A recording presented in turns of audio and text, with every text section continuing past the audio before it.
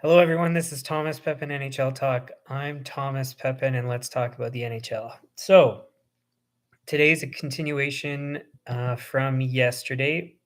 Uh, Yesterday, we talked about what was the title here? What percentage of goals and assists do forwards and defensemen produce? And so, essentially, what we're having a look at is if teams are essentially getting adequate value out of defensemen uh, based on the cap spending, because so as I say in the description, let me just pull it up here.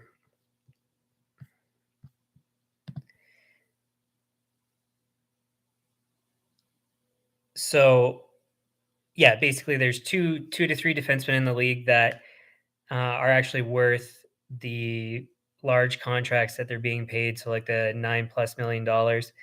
Um, Whereas the rest of the defensemen that are getting paid that, they aren't worth it. And the reason is because they don't produce enough goals or assists given how much they're being paid. So, uh, and then as you'll see in the description there, instead, GMs should be saving the cap space and using it on forwards instead, because you're going to get better value per dollar spent. And then as a result, you'll have better performing teams. So that's what we looked at yesterday. And it was from, I think it was 0506. Give me a sec to pull that up again. Yeah, so 0506. So not the most recent lockout, but the one before that. And then today we're going to be having a look at since the most recent lockout, which was 2012-13. And what I discovered yesterday is, so what I had wanted to do was to take a look at primary and secondary assists in the calculations that I was doing, and forgot to do that before I started to gather, or forgot to include that in the data I was gathering. But thankfully, it wasn't wasted, or I couldn't have gone back and done the numbers differently anyways, because they didn't exist for that time frame. So thankfully, it wasn't a waste where I should have gone back and corrected things. But yeah, in this case, and it worked out, is from this time frame that data exists, so I can actually do the calculations for this time frame. So I've already started, because as you'll notice, I'm about 15 minutes late from when I was supposed to start. So I started gathering the data. As always, this is unscripted. I don't actually know the results.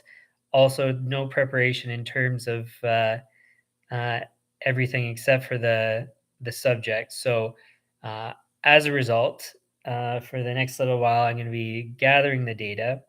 So if you have something you're working on, by all means, continue and come back, or just have me in the background until I'm done everything. Because yeah, I'm going to be putting together all the data right now as we speak. So, and I'll probably have all sorts of mindless talk in the meantime.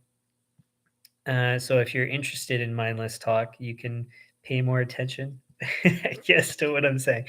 So in any case, I'm going to continue what I'm doing here, which is gathering all the data as per normal. My complaint is that NHL.com doesn't have it where you can export everything in one big file. Instead, you have to actually go through. In this case, it's 21 pages, and then export them individually, and then condense them, and then run the data. So that's what I'm working on now. I've downloaded a few already, and I'm just going to continue that. So that's what I'll be doing here. And as I said, if you have other things to work on, by all means, should take 5 to 10 minutes to download everything here. So bear with me.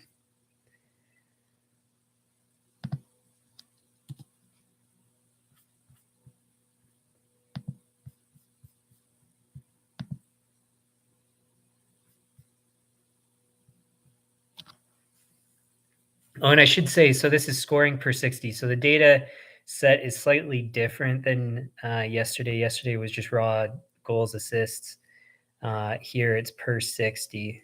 So it's slightly different, but more or less the same.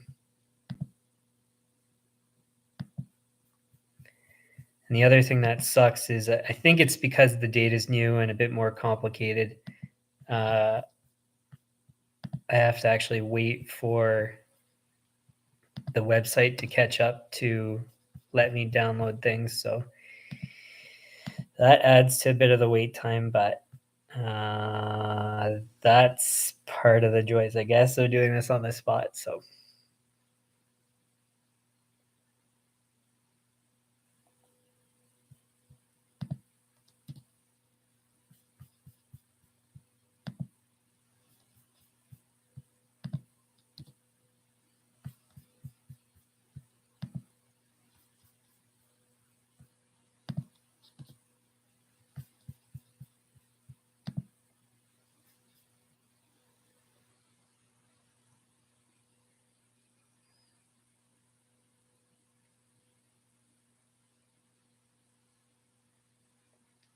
and I think one thing I'll do today, so yesterday we looked at Boston. Again, it's anecdotal information, but we had to look at Boston's spending for forwards versus defensemen and their production for each of those respectively, and discovered that my argument is or seems correct. And then so today we'll choose a different team, which means it's going to take a bit more time to have a look, because again, as you saw it yesterday, I have to clean up the data in order to actually analyze it. So, but we'll do it for a different team today, just as another demonstration. And so what I was thinking of is we'll do a team where a player, or sorry, one of the defensemen actually should be getting paid approximately what they are getting paid. So the ones I mentioned, well, the one I always mention is Makar. And so we might not use Makar in this example. So Colorado, we'll try to choose a different option. Fox from the Rangers might be the one we use. I'll have to go and take a look at stats to figure out for sure. But yeah, in any case, we'll choose a different team for today. Okay, so I should have all the data downloaded.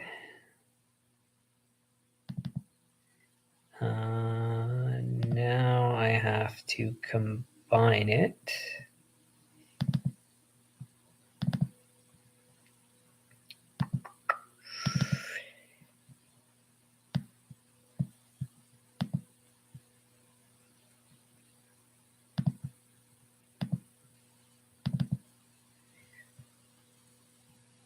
All right. And it's a good thing I didn't forget to get the right data set. So, well, assuming I don't screw something up, I won't waste any time, at least gathering the data here.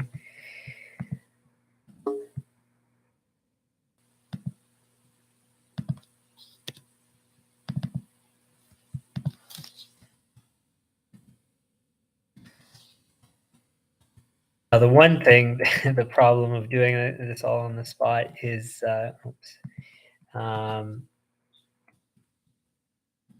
Make a mistake. So I'm just, because I especially this time wasn't paying super close attention to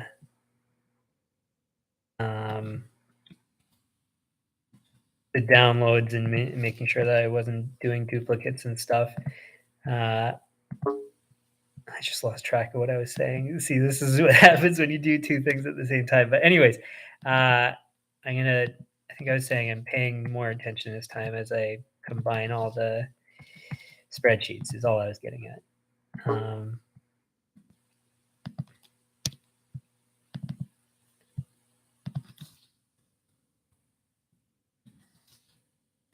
thing that's really good, and I mentioned this before, is knowing keystroke shortcuts for copying and or well, I should say with spreadsheets, selecting data and then copying and pasting and stuff. It's makes things way easier. I should probably learn more of the shortcuts, but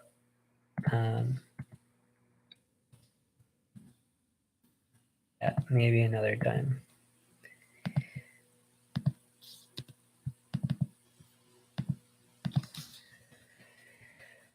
Okay, so I'm about halfway in combining the data. So getting there.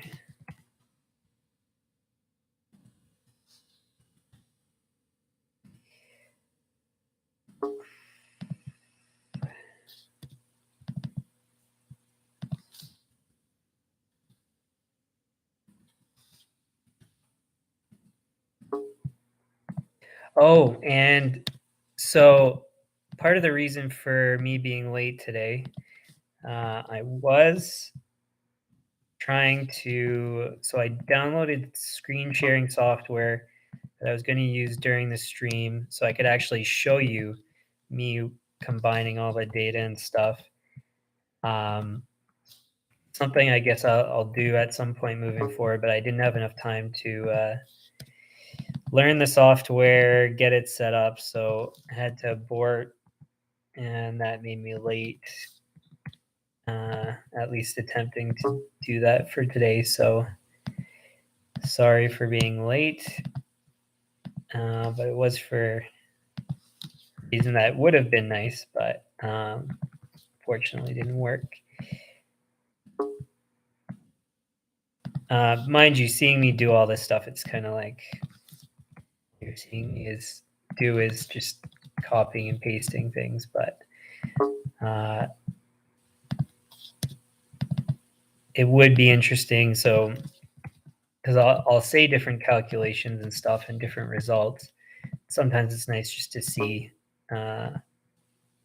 Also, maybe you'll learn something about dealing with spreadsheets or something. Who knows? But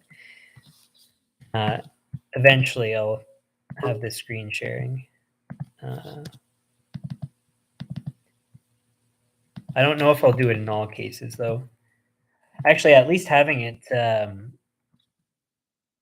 software, set up where I can use it, then I can at least have the option of showing you stuff if I think it's interesting. And oftentimes it probably will be. So, anyways, it'll be good once it's set up. Okay, last spreadsheet.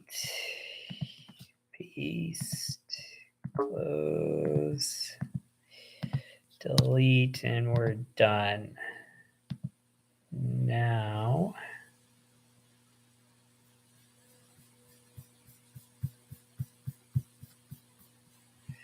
let me just make sure that it is good.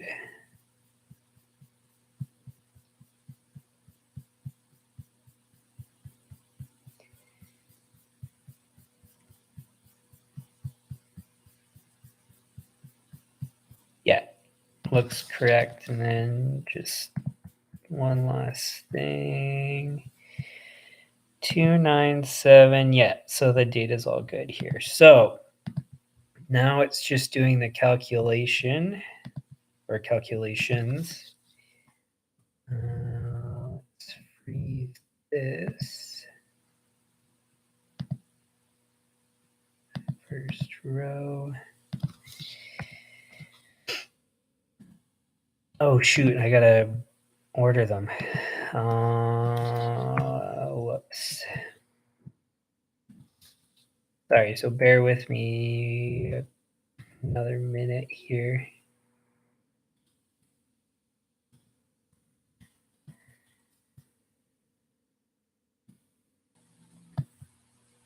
We're ordering, whoops, by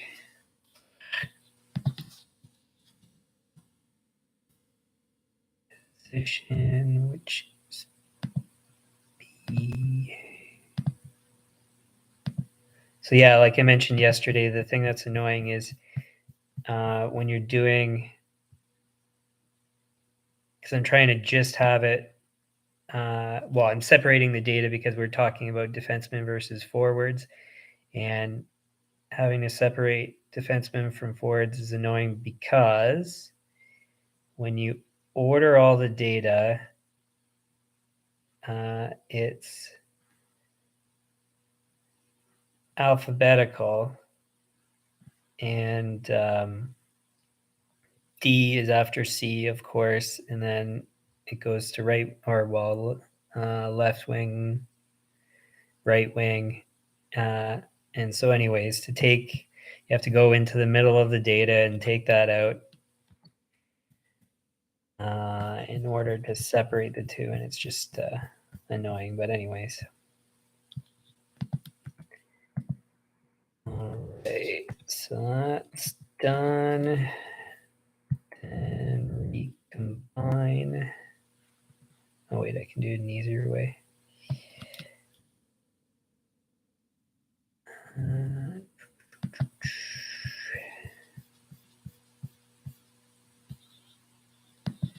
Paste. Good. Okay. And so now I can do the calculations. So first we want to sum everything for goals, assists, primary assists, secondary assists. Oops.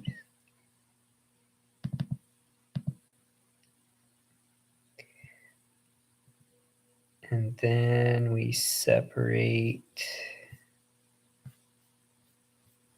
defensemen. 1385.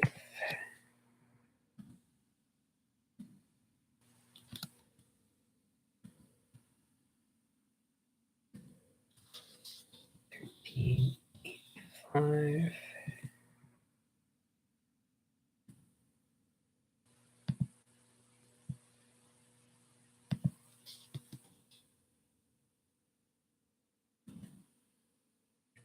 Make sure that's correct.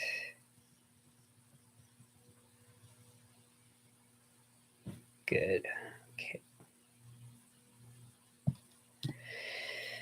Equals that minus that.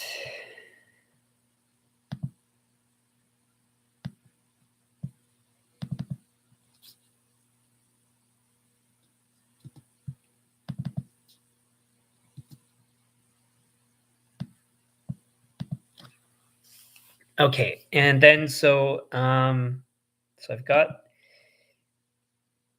the raw numbers. I'm gonna have to do the proportions. So just to re-explain, so what I did yesterday, we're trying to figure out if in fact I am correct in that spending on defensemen is too much given their production. And then so the way that I did it was we want to, or so in theory, based on the number of roster spots in a starting lineup, the production of the players should be proportionate to the number of roster spots. So, as an example, in a starting lineup for the NHL, there's 6 defensemen, 12 forwards. So, in theory, defensemen should produce offensively at a rate of 6 divided by the total players that are dressed on any given night. So, 6 divided by 12 plus 6 is 18. And then likewise, 12 divided by 18 should be the proportion of production out of forwards. As we discovered yesterday, the proportion of production is less than, the production is not proportionate to their representation of the position in the starting lineup. Now, I won't pull it up because I'm sure we'll discover the exact same thing today, but and I just realized, so it's not per 60. They have primary and secondary assists separate from per 60. That's great. I didn't even know I did something that I wanted to do if it existed. So that's great.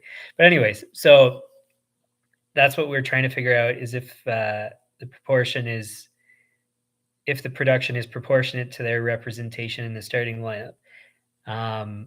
And what we discovered yesterday was no. And then today, we're in all likelihood going to discover the exact same thing. Yesterday was a larger time frame. Here, what I had said yesterday was, in theory, maybe defensemen produce more given changes in the style of game. So, as we saw last year, I think last year was his best year, if I'm not mistaken. But anyways, Cale Makar produced like crazy numbers, and so maybe the shorter time frame and closer to today's date will show that defensemen are actually more important than they were in the longer time frame. So I don't think it will be the case, or at least it won't be anything substantial. But anyways, we're going to run the numbers and see. So first we need to, and I lied, I'm actually going to have to pull up the other spreadsheet because I want to make sure I do things the same way. Let's do, how do we do this? That was goals, assists.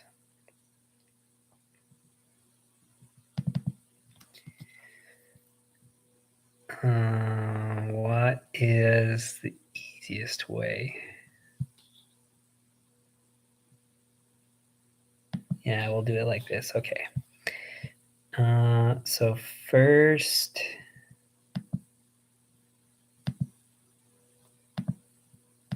do that. Oops. 18 divided by 18%.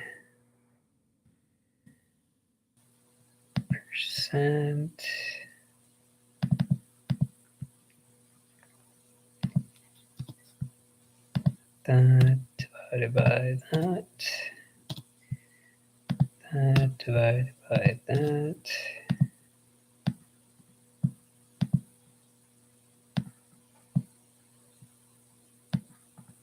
Oops.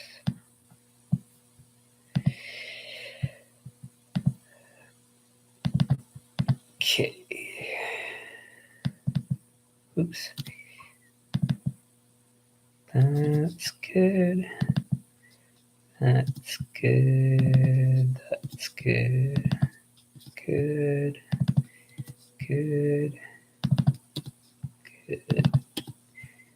Good. And good. Okay, so that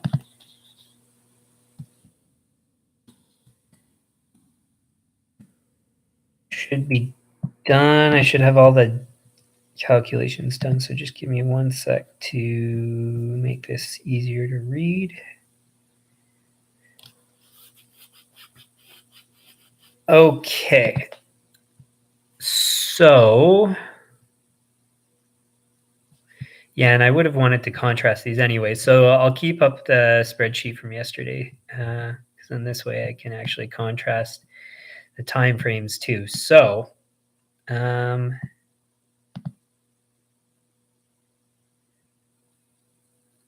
cool. So first, we'll have a look at representation of goals, uh, and so based on the calculations here, so defensemen. Actually, I'll copy this over here. One more sec.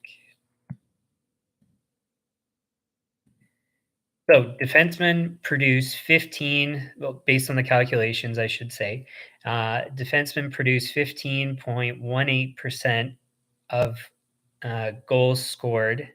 And again, this is from 2012-13 up until last year. Just give me a sec to navigate back here. So, yeah, so 15.18% of the goals are produced by defensemen. Their representation of roster spots in a starting lineup is again 6 divided by 18, so 33.33%. So they produce substantially less, less than half of their representation of roster spots. Now, again, as I mentioned yesterday, that kind of makes sense because, of course, defensemen are further back uh, on the ice in plays, and forwards are obviously from the name forward, so they're more likely to score. It just makes sense. Uh, so that's where things line up, and then we'll see if it's interesting with the rest of the information here. So again, 15.18% is the goals from defensemen. Their representation is 33.33% of roster spots. Now moving to forwards, obviously, 100% minus the 15, so it's 84.82% is their representation of goals. Again, kind of makes sense. Now here's where it gets interesting. So assists altogether, not separating for primary and secondary assists. Of all assists, defensemen produce 30.26% of all assists. Again, they represent 33.33% of roster spots. So their assists are nearly the same as their representation of roster spots. So to contrast with yesterday's information, it's approximately the same. So 30.78 was their representation of assists for the larger time frame. So essentially you could say that really it hasn't changed. And as a result, you could probably predict that the primary and secondary assists is probably consistent across the further in the past versus in the closer to the present. So defensemen produce approximately, but just under their representation in terms of assists. Now, here's where maybe it's interesting, maybe it's not. We'll see. Well, I can't really ask you guys what you think, but you can leave it in the comments. In any case, and then actually, that's going back to something I said previously. The whole purpose of me doing all these calculations and gathering data live is so that people can talk in the chat and maybe give me different ideas where I can take a look at different numbers than what I had originally planned, or in addition to what I was planning. And so, in the meantime, while I'm doing all the gathering, people can talk, and in this case, you could give feedback. But, anyways, there's looks like 2 people watching the stream. One of those is me, I believe. So in this case, we can't quite get the same interaction. But anyways, if you see this in the future, you can leave in the comments your thoughts on this. But anyways, so looking at the primary assists, not surprisingly, I would say defensemen represent 25.25% of primary assists. And again, they represent 33.33% of roster spots. So they produce less than they, in theory, should in primary assists. Now, again, that kind of makes sense because forwards are forward on the ice and therefore are more likely to be the most recent person to touch the puck prior to the goal, which means the primary assist. So that makes sense that it would be that number. Now, if that was higher, then you would say that, or you could make the argument that defensemen maybe are worth more than what I've been saying, but this kind of lines up with what I'm saying. Now, when we go to secondary assists, they represent 36.60% of secondary assists. Again, their representation, 33.33%. So that's greater than their representation. So what you can gather from that is that maybe defensemen do, in fact, drive offense more than I've argued. Now, it's just slightly above their representation, but I would say that's noticeable. It makes it so my argument might not be perfectly accurate, but nonetheless, if you take a look at the total assists, it's still less than their representation. So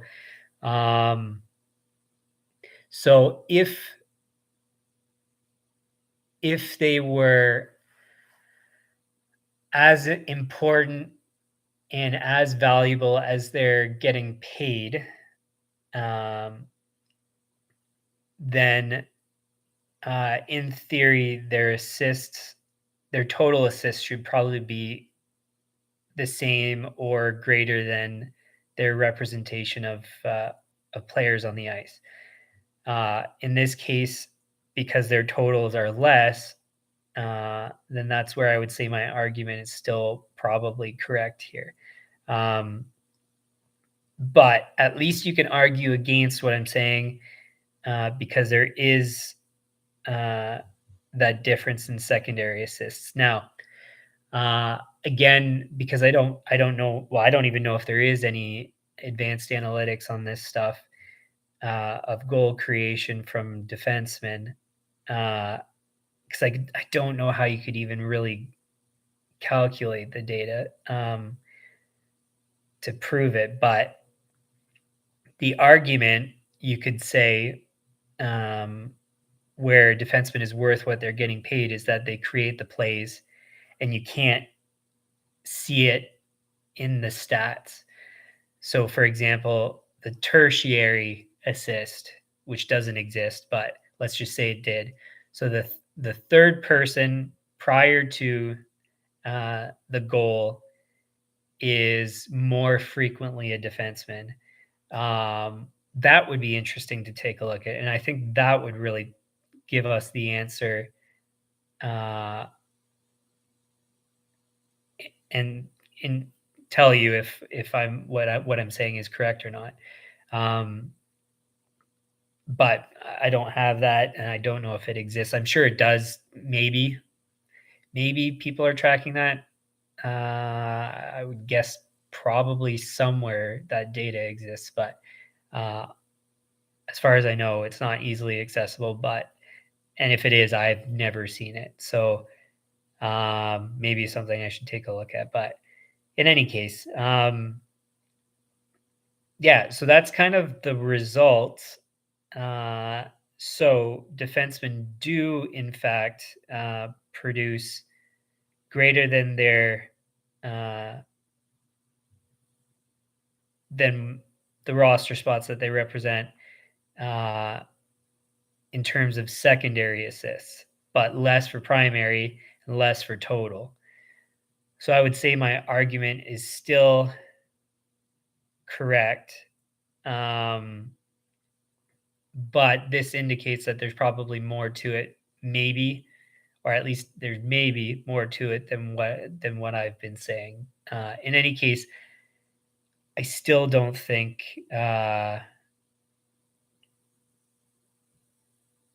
I don't think that any argument against what I'm saying would be correct given goals. So yes, let's say if you discover that defensemen create goals through the assists and stuff, that's fantastic, but they're still not scoring. And I know, yes, maybe they're not supposed to score because they're defensemen. And again, they're further back. Forwards are forward on the ice. But nonetheless, I mean, their numbers should be approaching the production of forwards for them to be worth the same amount as forwards, as far as I'm concerned. So, anyways, that's my opinion. That's the data that we've gathered. Now, I want to see an example of one of the defensemen that I argue is worth what they're getting paid, and then, in fact, those ones that I'm referring to are the ones that are getting paid on the high end for defensemen, so around 9 to 9.5 million. So let's have a look here. So again, it's going to be anecdotal because it's going to be one team, 1 year. We're going to take a look at the production up to this point in the year, which again is a small sample size. So it's really anecdotal, but I want to see to what degree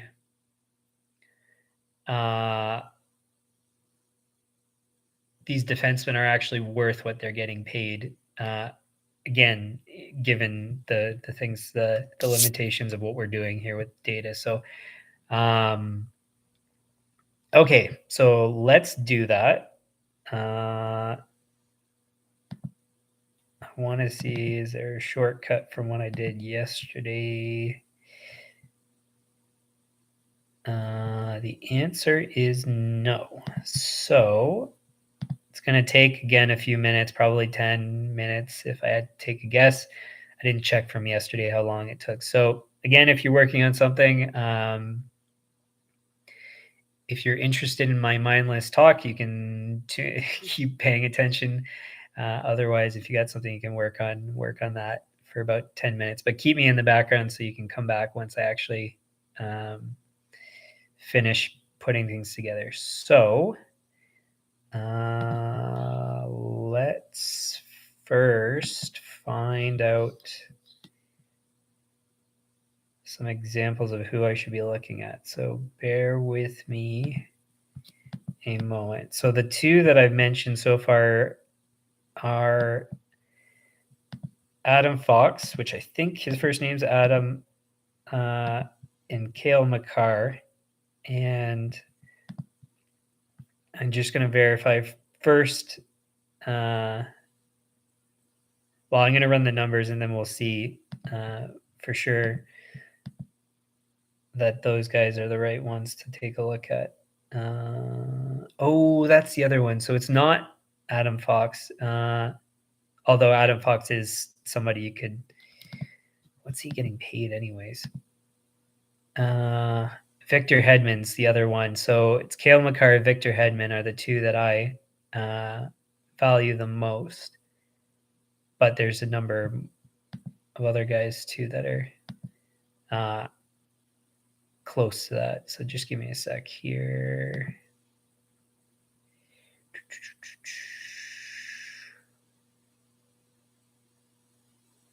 And Roman Josi last year was outstanding, but he, again, is older. So I think, and his contract was signed recently, relatively recently. So I don't think it was a good contract at the time that it was signed. And it just so happened that he had a good year last year. So let's Let's see here. Oops.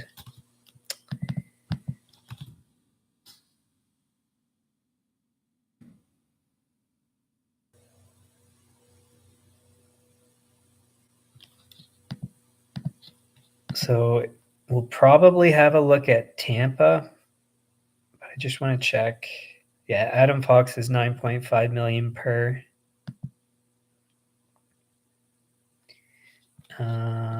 Tampa probably will be the one we look at. Let's go back for not that year, the year before. Oh, wait.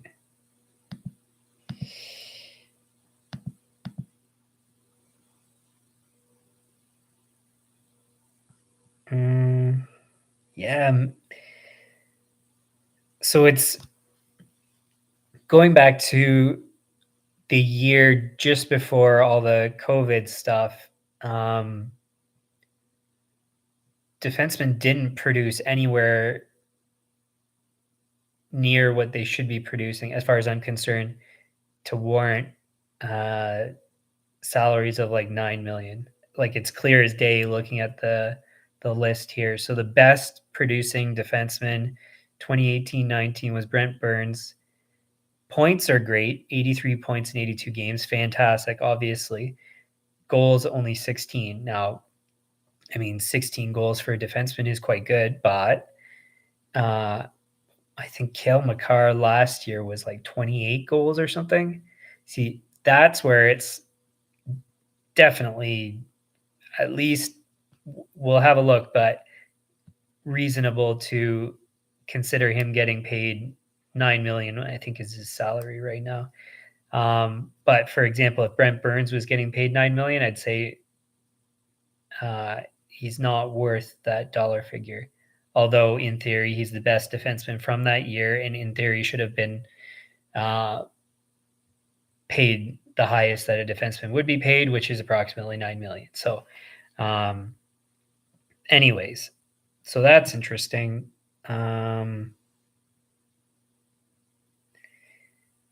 Maybe Morgan Riley that year, 20 goals, 72 points in 82 games. 20 goals is getting towards where you're, but still that's short because like 20 goal forwards are making 5 million a year, something like that. You could probably get them for cheaper. Most of them are probably around 6 million or something like that. So, why would you spend that much on a defenseman? Again, there might be advanced analytics that give you a good reason, but yeah, like things like zone entries and I don't know, but even because it feels like forwards often get the puck for zone entries, anyways. So I think that argument would be wrong. But anyways, that's where, like I was saying, there's advanced analytics that might prove some of my points wrong. But I still, I should take a look at some point. Anyways, just for my own interest, I'm gonna have a look at a couple more seasons and see.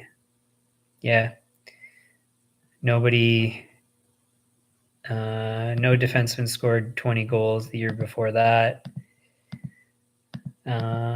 Year before that, one person did. Brent Burns, 29 goals, 76 points in 82 games.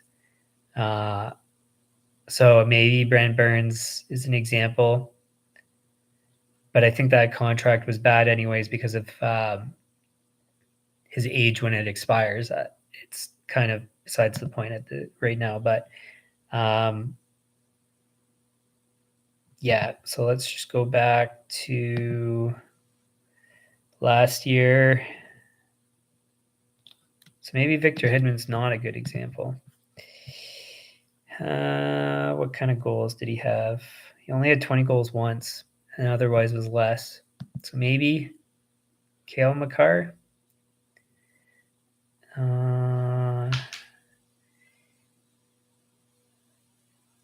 Roman Yossi, what did he have?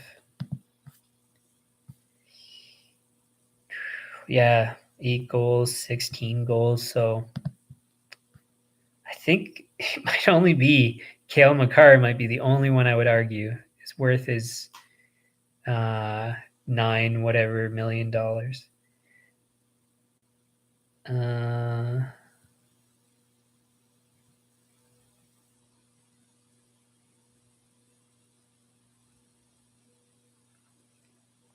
That's it. Wow. So I might I might even be more right than I thought I was. Again, without the more complicated answers that could prove me wrong. But so, in fact, we will take a look at Colorado and salaries and representation to consider things. So just bear with me to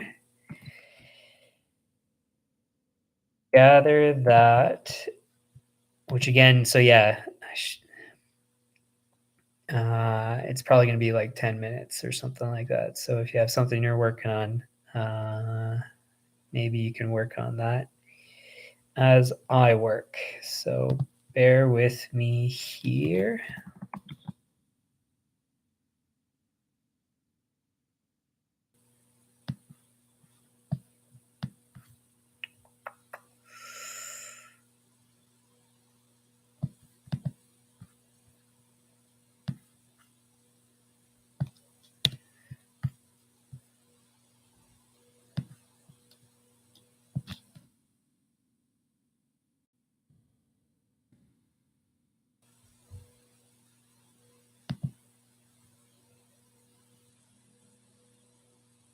That sucks.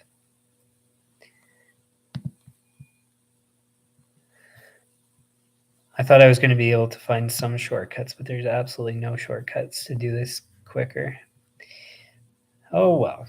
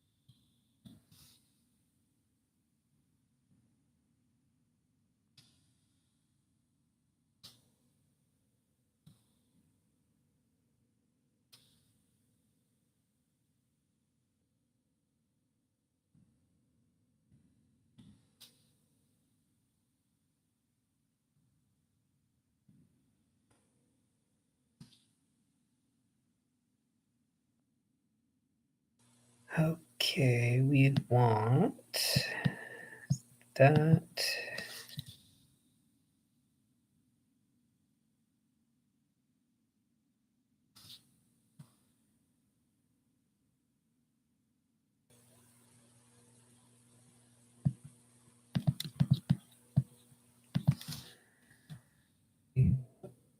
That. Don't need that.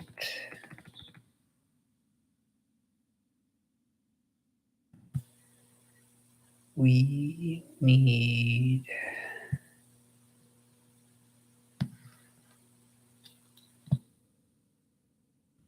that.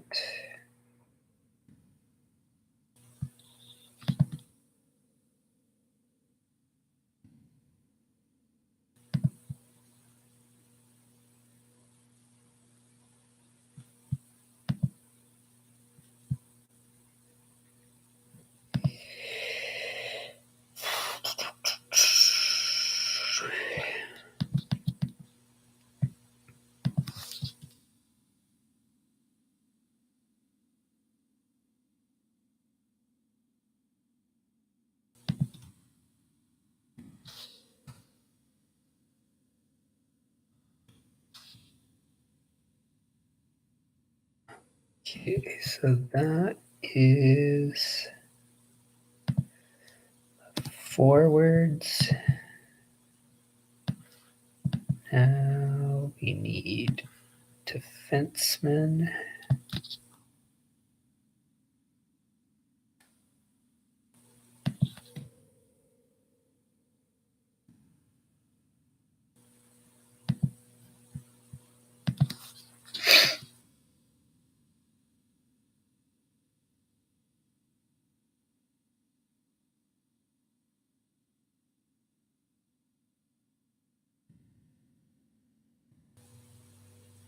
Yeah, it's funny in the back of my mind here as I'm working on this, I'm thinking, man, I might be even more. I know I already said this, but I might be more right than I thought I was.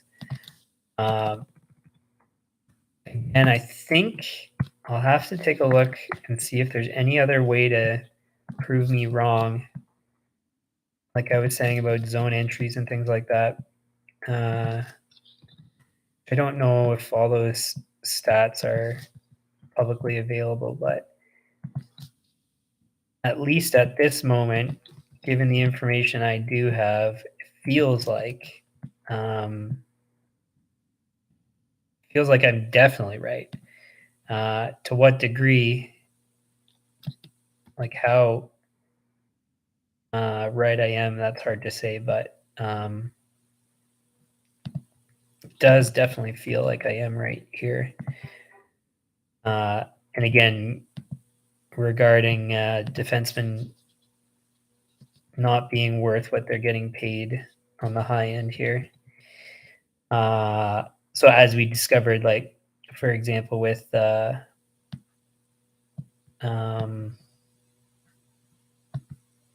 McAvoy yesterday, that he's getting paid what is it, 9.5, way below that dollar figure.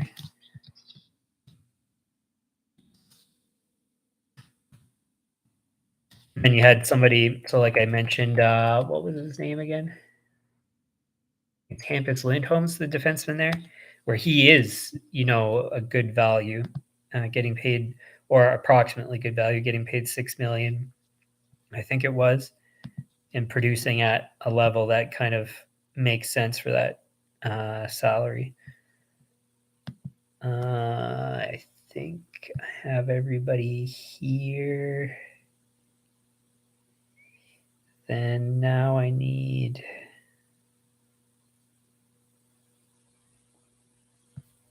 their stats.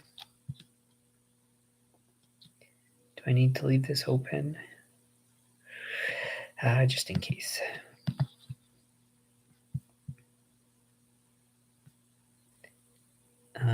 We want skaters.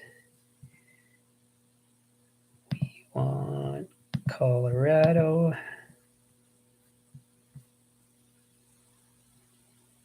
Oh, that's how I had it yesterday. That's all right. I'll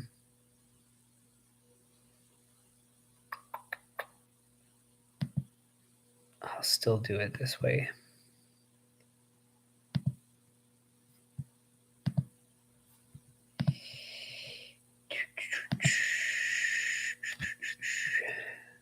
Actually, that makes more sense.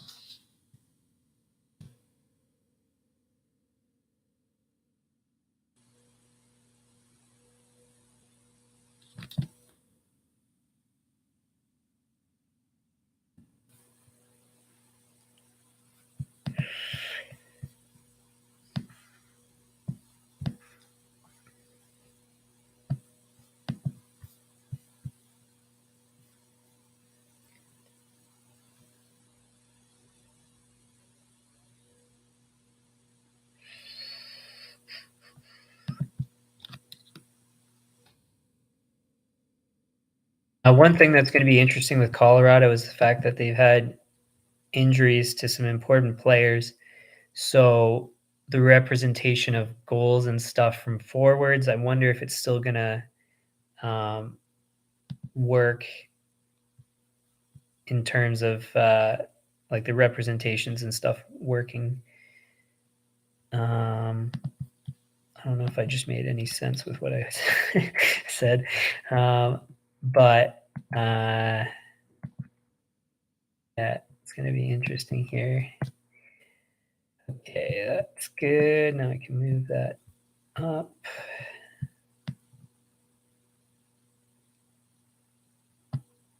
That's good.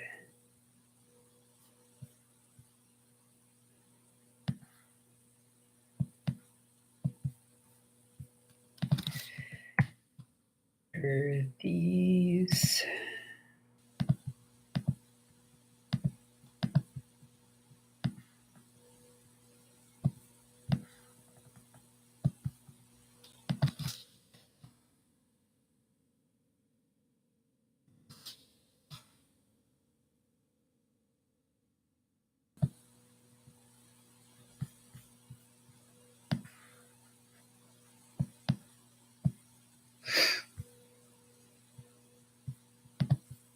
Okay, so starting some of the calculations, I still need to clean up some of the data here, but we're getting there. We want not that. That.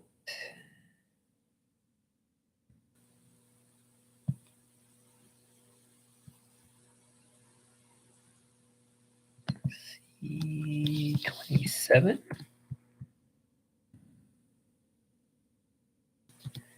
Good.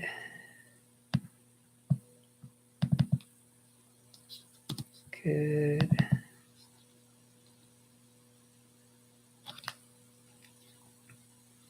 And I am glad to see that Makar is on pace, not for the same goals as last year, but at least close to it. So he's got 9 goals at the moment, which means it's close to 20 goals ish, which means we should figure out if his value is right. But yeah, anyways.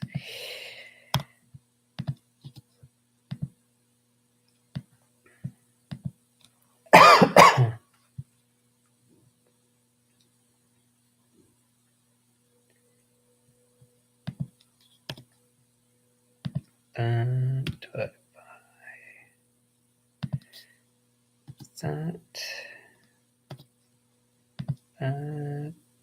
Divided by that.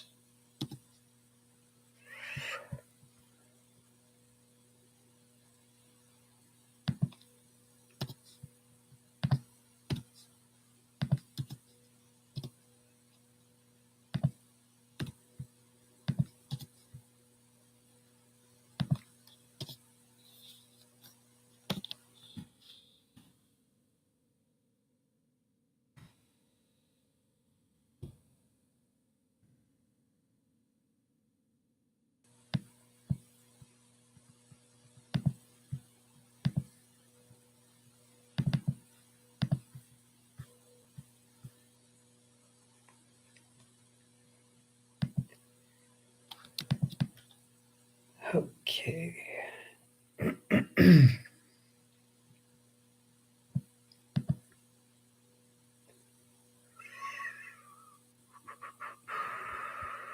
Now,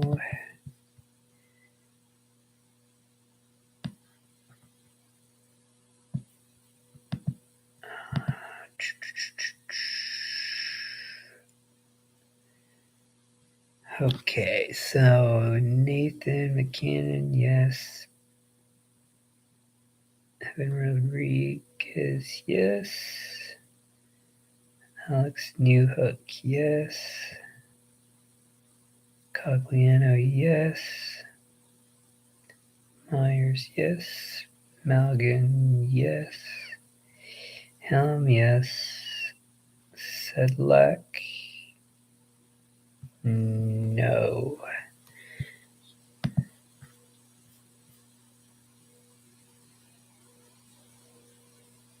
Where is Sedlak?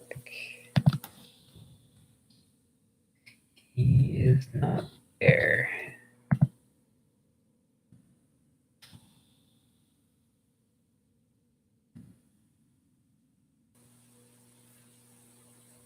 What's his name? Lucas Sedlak.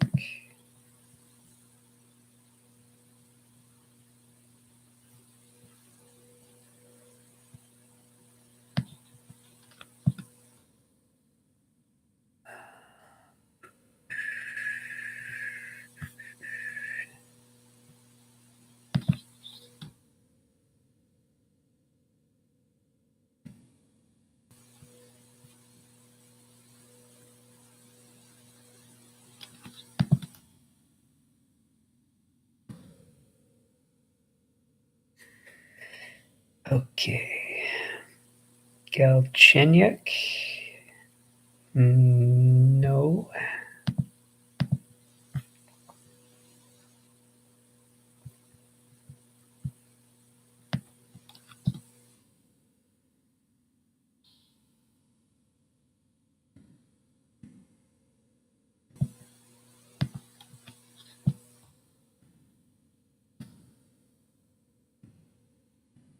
Now, this one's going to be slower than yesterday because there's more injuries that Colorado has had.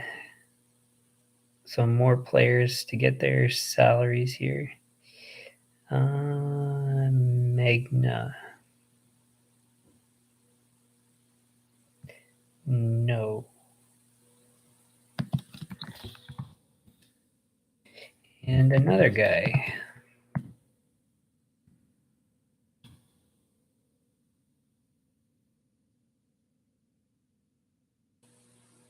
What's his name? Jason Magna.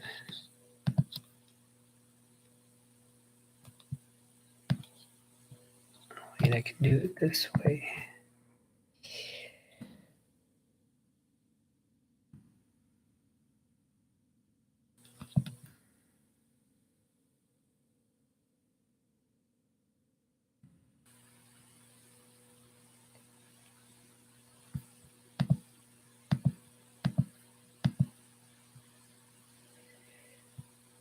Bowers.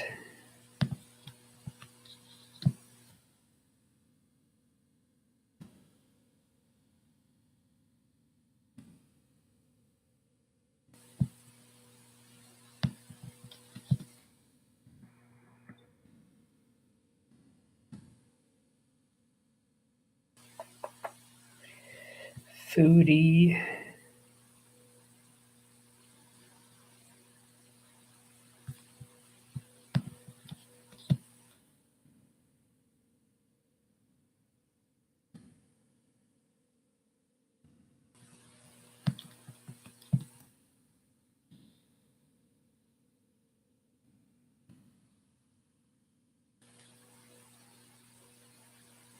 Burke.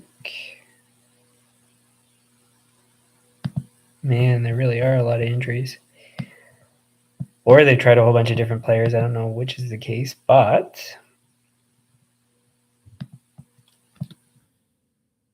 there sure are a lot.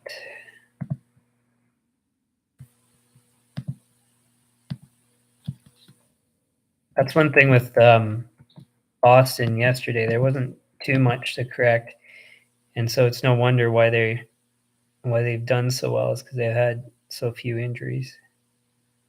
Lehkonen, yes. Comfer, yes. Hunt.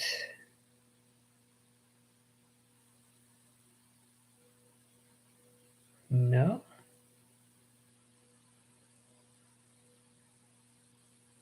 Dryden, Hunt. Guess not.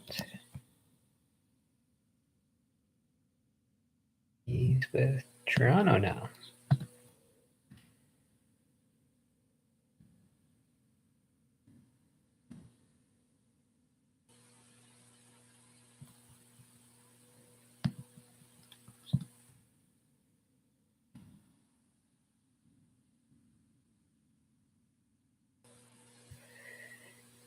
Houdon.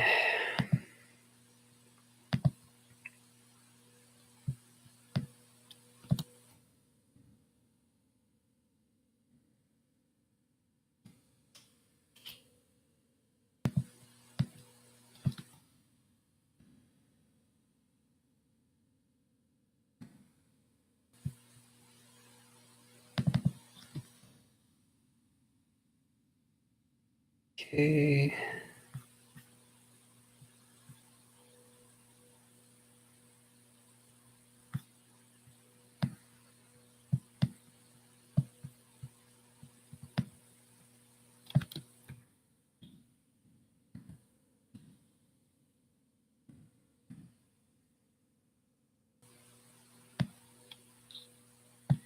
Nearly half their AHL team has played up in the NHL at some point uh, this year. That's nuts. Or at least for forwards.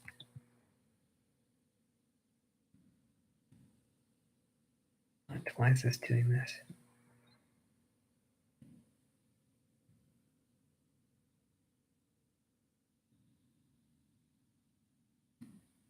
There we go. Maltsev. Man, that's a lot.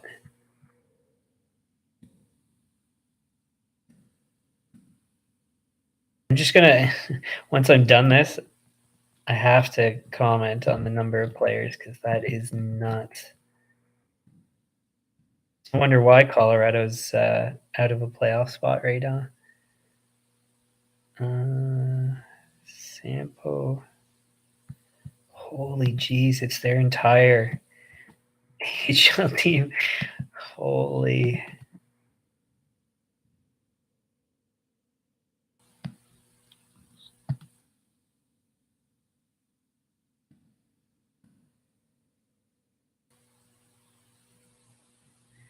Mikko, Rantanen, Chushkin, O'Connor, Kaut, Lawson. Wow, that's nuts. So I'm nearly done. I'll just have to go through defensemen and then run the numbers. This is unreal, the number of injuries, or well, number of players at least that have played. So I'm not sure what the exact number of injuries were, but it seems crazy. Okay, so that's done. Let's get that total.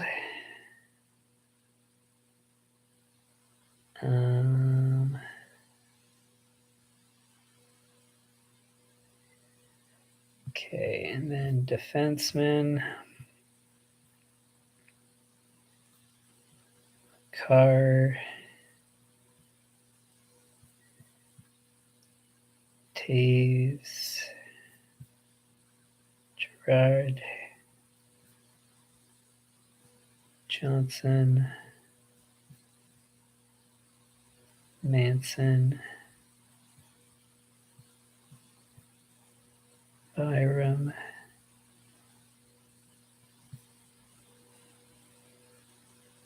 England. Hunt.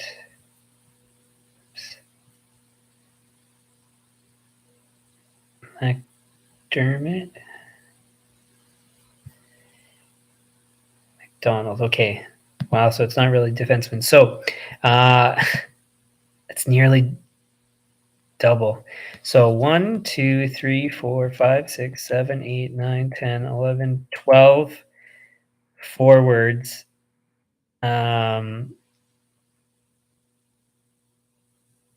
than the starting roster, have played for Colorado. So in total, 25 players, 25 forwards have played for Colorado this year. And usually you'd maintain 13, maybe 14 forwards on your active roster. That's nuts.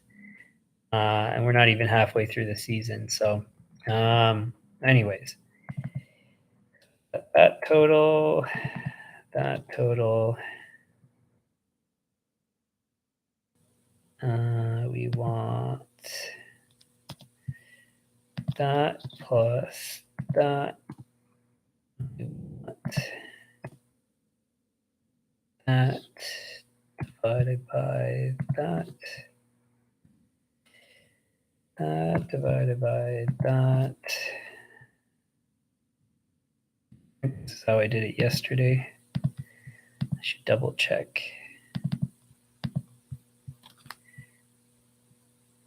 Where is it? Close that. Save that.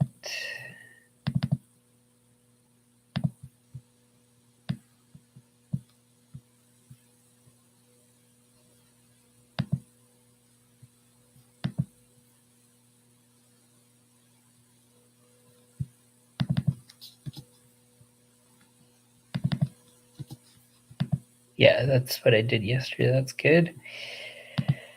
Okay, and then I did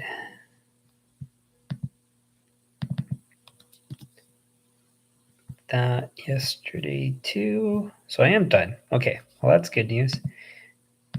Let's clean that up a bit. All right, so where to start here? So, defensemen on Colorado altogether produce 17.92% of the goals. That's again this year so far. And in total, they represent 37.25% of cap spending. So, in contrast to Boston from yesterday, goals produced from defensemen were 9.79. That's nearly half the goals produced of the defensemen in Colorado. So 9.79 in Boston, and their cap spending on defensemen is 41.05% of their cap spending. Whereas in Colorado, it's 37.25. So nearly half the goals for what is that? 4% ish more percent, 4% ish of more percent, 4% ish more of their cap spending on defense, and they're getting half the goals in Boston. So that's a great example right there where, and I would argue, I mean, you'd have to really narrow things down, which I don't know if you could to this degree, but to a major degree, it would be, excuse me, as a result of Cale Makar's goal production.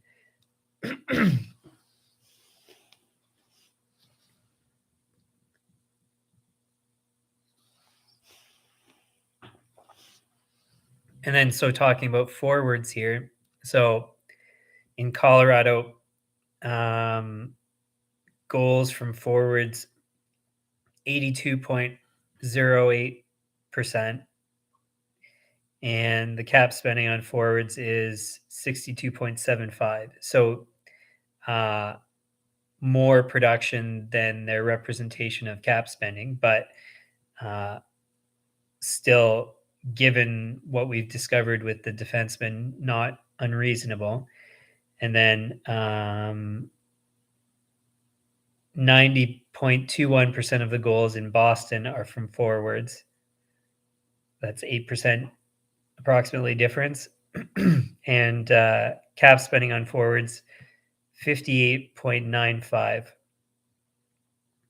So,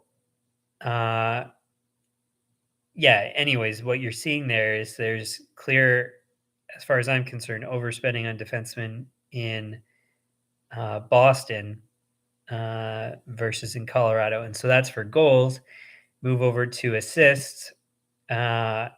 In Colorado, 36.81% of the assists are from defensemen. Again, they represent 37.25% of salary. So approximately equal representation of assists versus spending. And then in Boston, 30% of the assists come from defensemen, 41% of the spending on defensemen. So overpaid, clearly.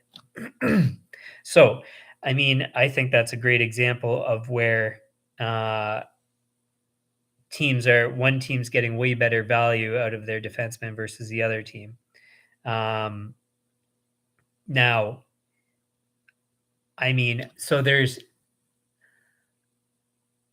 I guess, different ways that you could use what I've just kind of explained to uh, figure out how to better make up your roster. So, for example, what I'm getting at to kind of make this make sense. So, we find exactly what I've mentioned. So, let's say you're thinking about a trade and you're looking at a player. Uh, will focus in this case on defensemen. So you've got a guy in Colorado, Eric Johnson, making 6 million, and his goals this year are 0. So 0 goals for a $6 million player clearly is not good value. So when you're evaluating a trade, maybe what you could do is take a look. Okay, well, if we substitute Eric Johnson with, well, let's say I have Boston pulled up. Who's a good example? Give me a sec to find one here. Yeah, Lindholm. That's a great example, actually. So let's say you substitute Eric Johnson for Hampus Lindholm. $500,000 more expensive in cap hit, but Hampus Lindholm has 4 goals, 23 assists versus Eric Johnson's no goals and 7 assists. Like, it's a substantial difference and a negligible amount more expensive. So it's a great way that you could be calculating uh, the value that you're getting out of the player, and I'm sure this is stuff that GMs are doing, but yeah, and then like so for example, like let's say you throw in um, let's actually do it here. So I'm gonna take Hampus Lindholm, put him onto Colorado. We're just gonna pretend here in Eric Johnson's place, and then run the calculations again here for Colorado. We want that and that. Where is he here?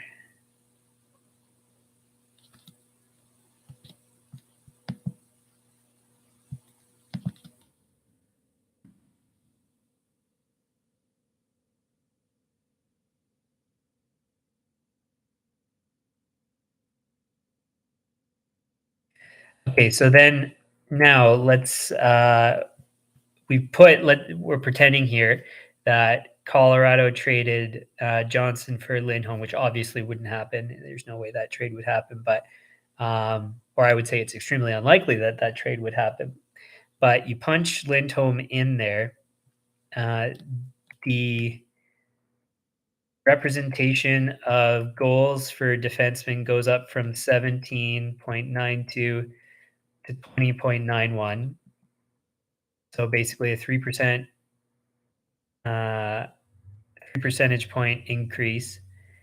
and the spending went up by, get that,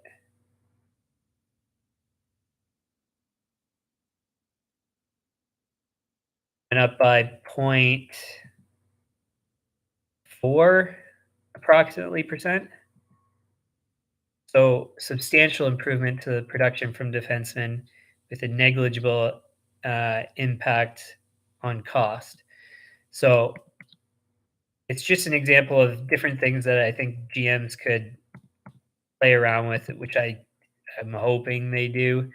Um, and what I'm getting at here is it's a way that you could figure out if you're getting appropriate value out of defensemen as their representation of total players, or well, total roster spots, uh, as we mentioned, which was 33.33 percent of the starting lineup. So I hope that makes sense. What I'm explaining here. It's hard to really know without feedback, but um, yeah, it's just essentially getting back to my original point, which is a defenseman.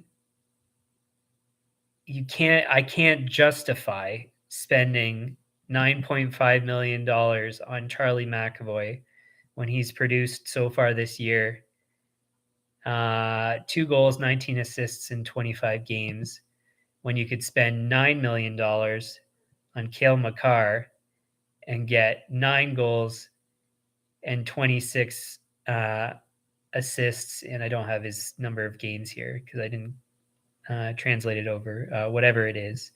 Do I still have it pulled up? Thankfully, I do. 9 goals and 26 assists in 37 games. So, I mean, what is that? Points per game of 0.95. And then I don't know what, where's Boston here?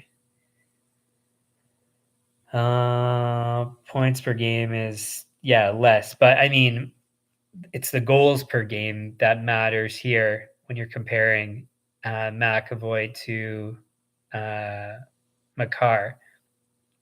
And so this is where now I've discovered that I was wrong. It's not 2 to 3 defensemen that are worth the $9 million. It is one defenseman that's worth that at this point in time. Now, as we discovered last year, like I mentioned before, Roman Josi was last year worth that $9 million. I can't recall what he's getting paid, but it's close to that. But it's 1 year of his entire career. So clearly it's just not the case that he's worth that. Whereas in all likelihood, Cale Makar is going to continue his stats. So just out of interest, we'll pull up his career stats and see if it's consistent. Now, his career's pretty young at this point, but we'll see. So first year, 12 goals in 57 games, so a shortened year. That would essentially be towards 20 goals in a full 82 games. 8 goals in 44 games. That's just shy. So that's 1 year, not quite where he's worth that $9 million.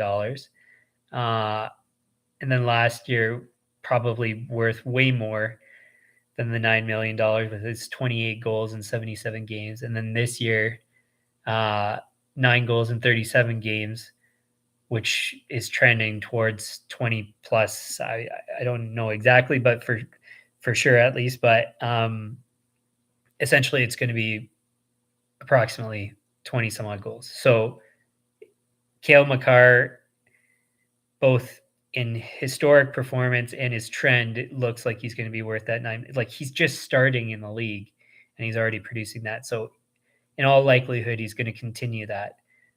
Whereas the rest have never produced 20 goals as a defenseman or did once. And then the other example, like I mentioned about with Brent Burns, actually, you know what? Funny. We should pull him up just to see. So where is he here? He's with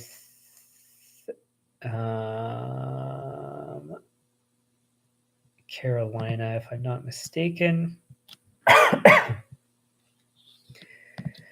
Brent Burns, his cap hit is $8 million. He is currently 37 years old. Contract expires, when's his birthday? March. So he'll be 38, 39. He'll be 40 at the end of his contract. And so historically great. He had 22 goals in 2013, 27 goals in 2015, 29 goals in 2016. Fantastic. But his contract started in 2017-18, which included none of those years. So he's was getting paid $8 million, is still getting paid $8 million, and is producing not worth $8 million. Now, if you were going to say, oh, the year prior, which is, I believe, the case here. Yeah. So the year prior, he produced 29 goals before this contract came into effect. So you're thinking, oh, yeah, great. He's going to continue to produce 20 some odd goals. But that's where it cannot be the case that the contract is good, because the contract is for, I believe it was 8 years. Was it 8 years? It expires when he's 40. So clearly a bad contract, because there is a tiny, I would argue, tiny possibility that he continues that pace through that entire contract of 8 years. Maybe in theory he could have done it for a couple of those years, but at most maybe 2 of those years you could expect him to, maybe up to 5 of those years you could have expected him to continue to produce 20 goals. But for the remaining 5 years, you're not nearly getting that $8 million cap hit value out of him. So for half of his contract, he is not worth his contract. And for the other half, he's just worth his contract. So that contract's value, I wish there's probably, you could probably figure out some sort of algorithm to explain or to say whether or not the value is good. I'm sure there's a way to do that, but just superficially, you can clearly see that the contract is bad because half the years you're not getting nearly worth the value, and the other half of the years you're only getting the value that he's supposed, like the production that he's supposed to be getting for his cap hit. So, anyways, so just I think some great examples here, and I think so. The question is, and as I mentioned, so everybody in the comments of my shorts, because they don't get to see these long form explanations, all the people in the shorts comments are saying, "You're nuts. Why would you trade Yossi? You're nuts. Why would you trade McAvoy? Why do you think he's not worth that dollar figure?" Well, I've just explained it. It's clear as day as far as I'm concerned. Now, going back, as I mentioned, to the results, those secondary assists make it kind of, the water's a bit muddy. Maybe there's more that I should be considering than I have. But in all likelihood, I'm like, it's a tiny percent. There's a tiny percent probability that I'm wrong here, I think. You would really have to show through advanced analytics that I'm wrong, where zone entries or other things like that, you're getting value out of these defensemen at $9.5 million, like McAvoy. it cannot be the case. It would be, and then maybe it might be the case for one or two defensemen, but there's how many defensemen getting paid 8+ million?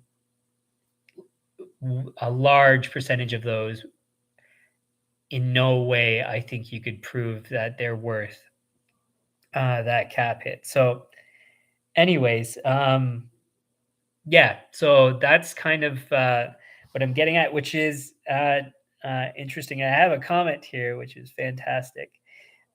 Happens to be from my father. So, what he says here is it's all about dollars per point. There aren't very many D worth what they are paid. That's exactly what I'm saying. So thanks, Dad, for sticking up for me. But I think with everything I've explained, the point that I've made, or the points that I've made, should be proven. I will go and research things and maybe do another video to try to prove myself wrong in some other ways. But yeah, that's for another video. So I think that's it for today. So thanks to everybody who's tuned in. Sorry, just one more comment came in. Regarding D, I would prefer using plus minus to determine the value of the contracts. Here, Father, I will disagree because plus minus, I would say, is a team stat, not necessarily a player stat. Now, it is relevant, I would say.